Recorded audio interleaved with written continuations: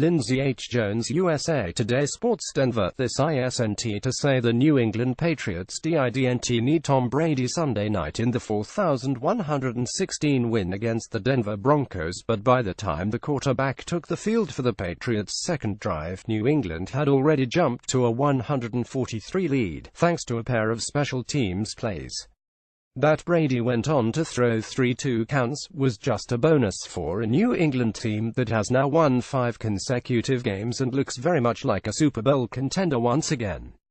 Sunday's game should serve as a reminder that even though New England's defense still appears vulnerable at times, they allowed Brock Osweiler and the Broncos to rack up 335 yards. The Patriots are good enough on offense, and great enough on special teams, to control games.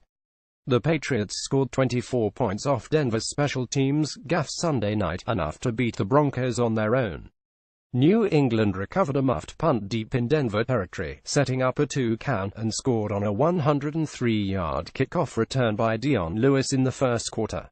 The Patriots also blocked a Broncos punt to set up a field goal in the second quarter, and Denver gifted New England another 2-count opportunity after lining up with 12 men on a fourth-quarter punt. Brady answered with a 2-count pass to running back James White 7 plays later.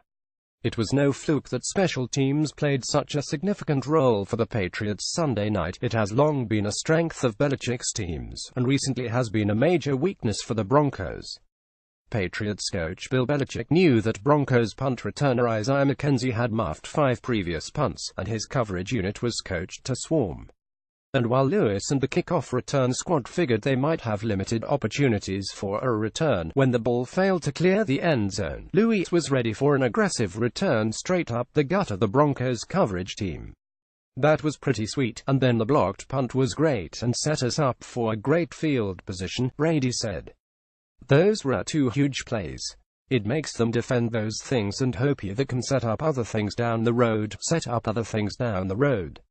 Playing with an early lead allowed Brady the freedom to exploit the weakness of the Broncos' defense, notably their inability to cover tight ends over the middle of the field and to match up with running backs in pass routes. Brady routinely found the mismatch from Lewis in the flat against a Broncos linebacker, running back Rex Burkhead on a crossing route against a safety, or even to tight end Dwayne Allen against the Broncos' best player, linebacker Von Miller, who dropped into coverage. On Allen's play, Miller was even flagged for holding, but the tight end caught the ball in the end zone anyway, his first reception of the season. That sort of game plan, and certainly Brady's mastery of it, allowed the Patriots to largely negate what Denver's defense does best, covering wide receivers one-on-one, and allowing Miller to rush the passer. The Broncos sacked Brady just once on a blitz by safety Justin Simmons, and Brady threw for 266 yards and 3 touchdowns, all to tight ends or running backs. They play a lot of man coverage, so if a linebacker is matched up against us, we just want to win that matchup, Patriots running back James White, who scored on a 6-yard pass, said.